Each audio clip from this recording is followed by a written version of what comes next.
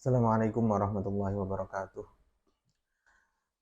Em, Apa kabar teman-teman?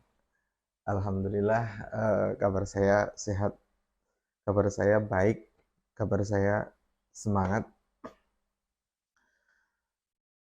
Em, Mungkin ada pertanyaan dari teman-teman, mengapa saya bikin pondok pesantren Tahfidzul Quran Al-Mu'anawiyah? Mungkin banyak pertanyaan seperti itu, entah yang nanya itu malu-malu, atau entah yang tanya itu hanya sekedar tanya, atau yang tanya itu sifatnya mungkin dalam tanda kutip mengejek. Ya, em, kita seperti biasa, eh, kadang-kadang kita ketawa sendiri. Ya, mengapa saya bikin pondok pesantren Nahdlatul Quran Al-Manawi ya? Eh, Iya, kita sudah biasa mendapatkan eh, down apa ya, black mental atau sifatnya ngejek dalam tanda kutip, karena mungkin latar belakang kita bukan anak Pak Kiai, latar belakang kita, toh saya kuliahnya bahasa Inggris, toh orang tua saya itu pedagang, orang tua istri juga pedagang. Ya itu wajar sekali ada pertanyaan seperti itu, enggak apa-apa. Ya memang, terus kalau biasanya saya balik tanya, memang ada yang salah, anak tidak anak Pak Kiai itu bikin pesantren? Kan enggak ada yang salah. Saya hanya menjawab dalam hati, bukan menjawab dalam perdebatan. Ada juga pertanyaan, em, pondok kamu itu alirannya apa sih? Ada sempat isu di kawasan sini, pondok saya itu bukan pondok, eh, pondok sesuai dengan orang tua kita, atau bukan sesuai dengan pondok yang mereka bayangkan bahwa pondok saya itu NU. Eh, ada yang sampai menyarankan hal-hal banyak lah ya. Oke, kali ini kita skupkan diskusi kenapa Amar Miki Maru itu bikin pondok pesantren. Mungkin jawaban ini tidak bisa memuaskan teman-teman, tapi setidaknya I have a reason. I have a reason that I built an education place. Ya, saya punya alasan bahwa saya mengapa bikin tempat pendidikan. Concern saya memang sejak saya lulus SMA itu di pendidikan. Bayangkan, ketika saya lulus SMA, saya ingin kuliah. Namun orang tua tidak bisa memberikan biaya karena keluarga saya orang biasa, maka saya tidak bisa kuliah. Saya harus bekerja, saya bekerja ini. Finally, alhamdulillah kakak saya eh, memberikan beasiswa saya untuk di Pari BEC dalam bahasa Inggris di 2007 itu. Nah, dari situ setelah lulus dari BEC saya mengajar. 2007 lulus, akhirnya mengajar sambil kuliah di UINSA. Alhamdulillah, eh, ya saya concern dengan pendidikan.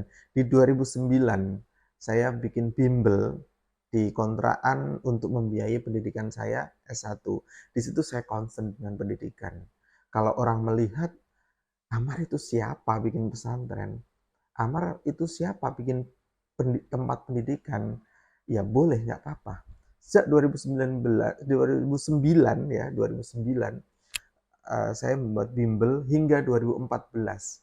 Saya lulus S1 karena saya membuat bimbel, education for education. Jadi um, I got money from education, from teaching, and I give my result, my tuition atau my salary is for education.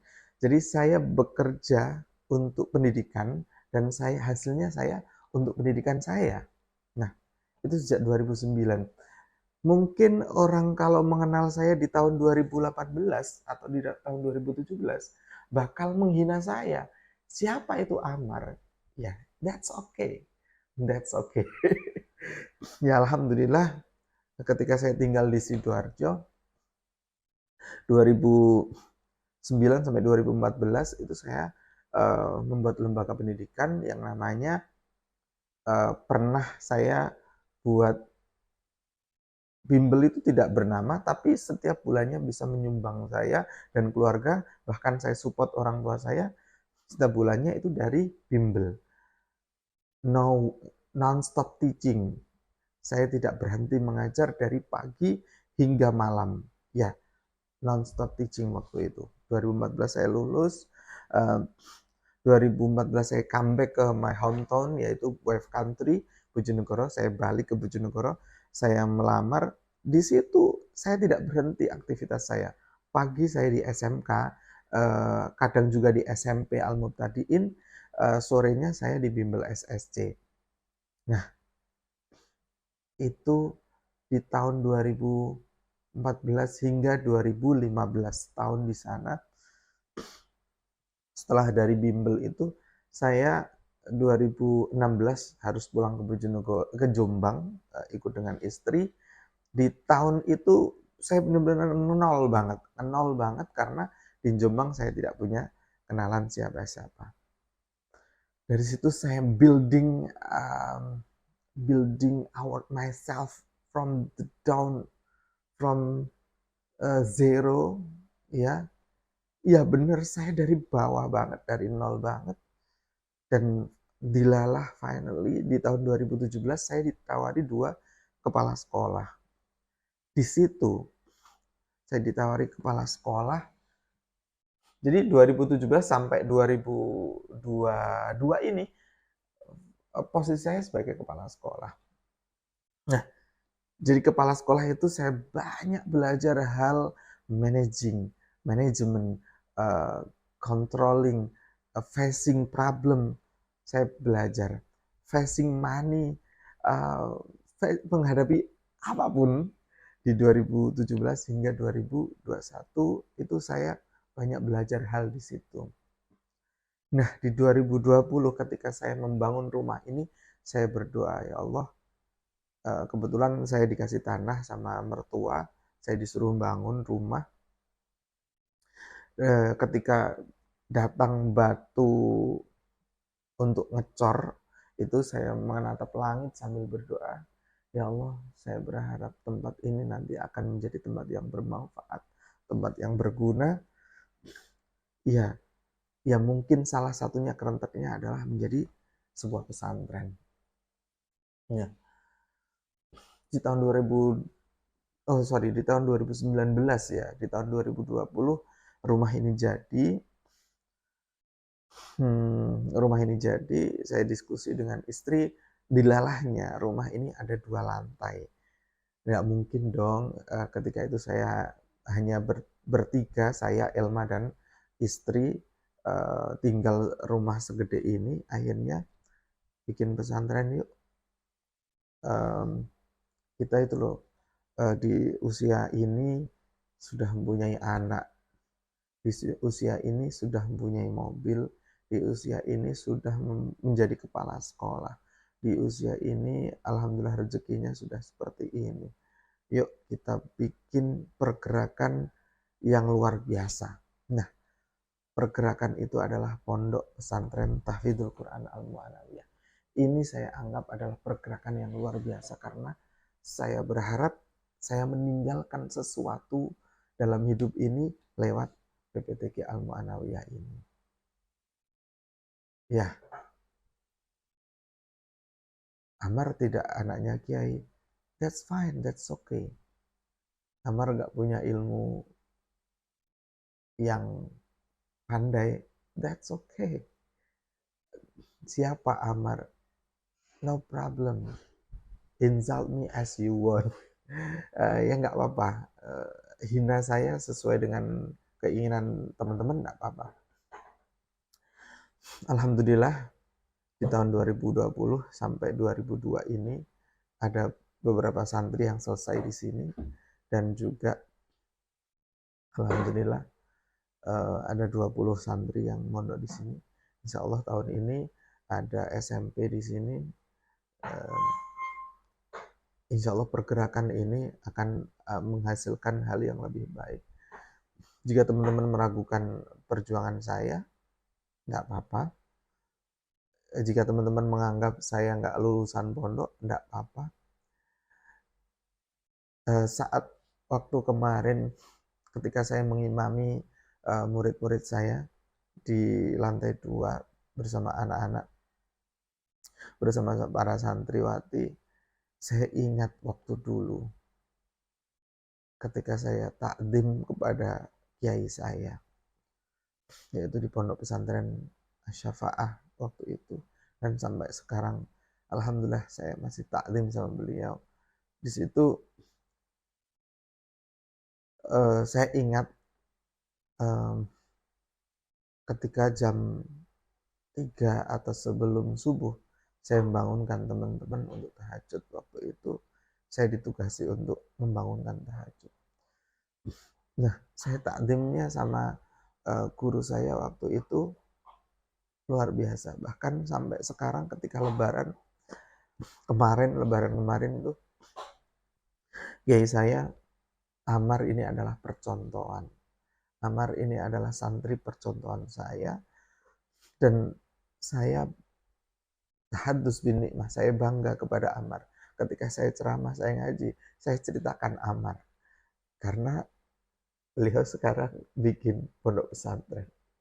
Dan sang kiai saya menyampaikan, saya nggak iri Amar, saya nggak saya nggak saya nggak sedih Amar ketika bikin pesantren. Justru saya bahagia, saya senang. Justru dari sini saya berhasil mencetak seorang santri yang mau bikin pesantren. Kiai saya senang, kiai saya bangga. Tapi itu bukan menjadikan saya tinggi hati, bukan. Justru saya ingin terus didoakan sama beliau. Amar, setiap malam saya doakan murid-murid saya, termasuk kamu. Yakin insya Allah bisa. Nah, dari situ saya semangat luar biasa. Teman-teman jika tahu mengelola pesantren selama 2 tahun ini, ya memang masih dini sekali. Tapi banyak hal yang kita alami, teman-teman. Awal-awal dulu ketika bikin pesantren itu kita susah, kita sedih. Gimana nantinya. Bahkan sampai sekarang mungkin sedih ya. Bahkan mungkin sampai sekarang sedih. Enggak. Sampai sekarang kita masih berjuang. Cuman kita masih 2 tahun ini adalah pengalaman yang luar biasa. Pendidikan yang kita dapatkan, justru kita mendapatkan pendidikan dari anak-anak itu luar biasa sekali. Bukan kita mengajari anak-anak yang mengajari kita.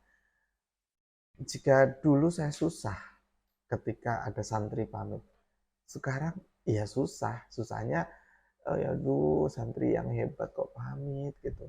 Tapi kita lebih pasrahnya luar biasa. Pasrahnya apa? Sudahlah, insya Allah pangeran sudah akan ngatur kok. Di usia 2 tahun ini alhamdulillah ada 5 anak yang selesai. Ada yang bagian belanja, ada yang bagian menyimak, ada yang bagian kebersihan. Itu adalah hal yang luar biasa, dan itu ditata oleh Allah. Ya, saya yakin pesantren ini akan ditata oleh Allah. Whatever will be, apapun yang akan terjadi, saya yakin pesantren ini akan ditata oleh Allah. Itu banyak hal nasihat yang diberikan ketika sowan, ketika kunjungan ke Pak Kiai-Kiai. Ya, sudah. Yang penting adalah niatkan hati kita yang baik-baik. Insya Allah akan ditata oleh Allah. Kalau alasan yang paling tepat kenapa Amar bikin pesantren, Salah satu alasannya juga adalah saya itu menjadi seorang istri, istri saya itu hafidhah. Dan saya tidak pernah bisa menyimak istri saya. Saya datangkan anak-anak supaya anak-anak itu belajar dengan istri saya, supaya Al-Quran istri saya tetap lancar. Nah, di situ poinnya.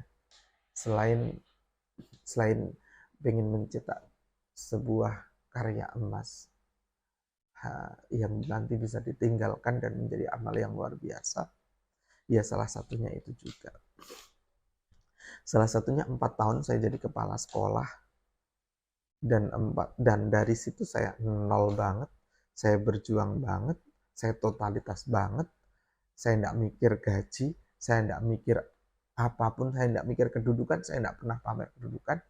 Nah, dari situ saya belajar. Jika saya tidak menjadi kepala sekolah, mungkin saya tidak berani bikin pesantren. Cuman basicnya dulu ketika bikin bimbel itu juga merawat anak, memberikan pendidikan. Nah, that's education for education.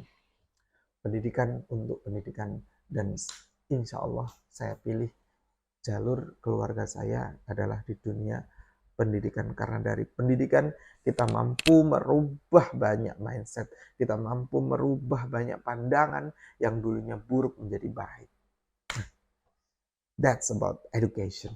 Ya, itu alasannya why I made Pondok Pesantren Tahfidzul Quran Al-Mu'allimah. Semoga ini puas ya menjawab teman-teman. Semoga ini menjadi hal yang baik. Doakan kami semoga terus istiqomah, semoga lancar, semoga tetap menjadi lebih baik lagi. Thank you. Jangan lupa subscribe. Amar Miki Maru. Assalamualaikum warahmatullahi wabarakatuh.